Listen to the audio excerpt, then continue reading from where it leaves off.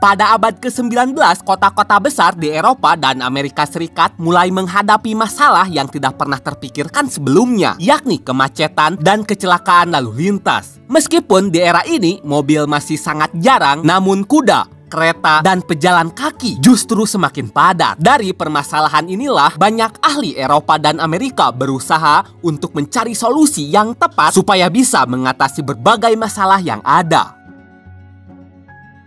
Pada awal 1830-an, sistem sinyal di dunia perkereta-apian Inggris sudah menggunakan lampu berwarna merah, hijau, dan putih. Warna-warna ini berfungsi untuk mengatur pergerakan kereta yang dimana merah untuk berhenti, putih untuk jalan, dan hijau untuk hati-hati. Namun sistem warna ini tidaklah sempurna, bisa dibilang putih terlalu mirip dengan cahaya umum seperti lampu jalan, bintang, atau lampu rumah. Jadi tak heran apabila kecelakaan kerap terjadi karena salah perkiraan. Dari sinilah lahir pemikiran bahwa putih tidak cukup aman sebagai sinyal untuk jalan dan akhirnya sistem warna pun dirubah. Merah untuk berhenti dan hijau untuk jalan. Selain itu, warna kuning ditambahkan untuk tanda peringatan atau hati-hati. Lampu lalu lintas pertama untuk kendaraan yang bukan kereta api dipasang di London, Inggris pada 10 Desember 1868.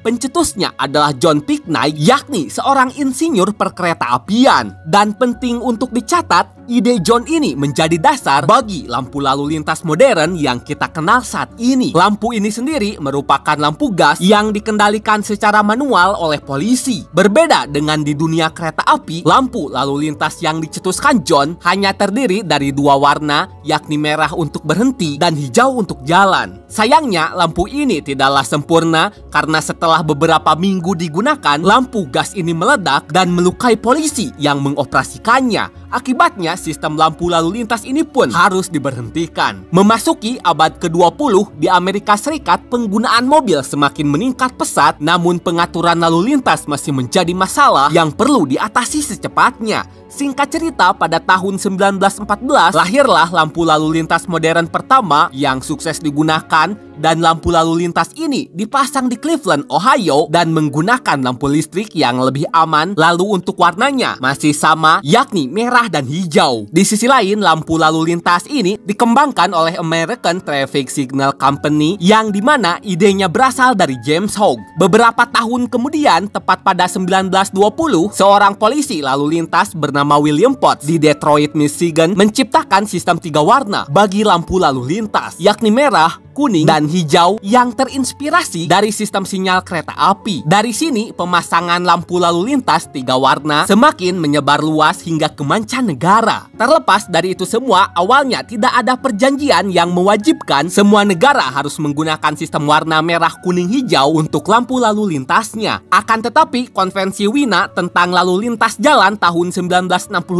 mengubah segalanya. Hasil dari konvensi ini adalah aturan lalu lintas termasuk warna dan makna lampunya menjadi standar global, dan ini disepakati oleh banyak negara di bawah naungan Perserikatan Bangsa-Bangsa. Selain itu, karena banyak sekali kendaraan dan peralatan lalu lintas dibuat oleh perusahaan dari negara yang menggunakan sistem lalu lintas merah, kuning, hijau, misalnya Amerika dan Jerman, maka secara tidak langsung sistem lalu lintas yang ada jadi ikut tersebar ke negara pembeli. Tak lupa, karena sistem warna yang sudah ada terbukti efektif dan juga logis, maka tidak ada alasan kuat bagi suatu negara untuk mengubahnya.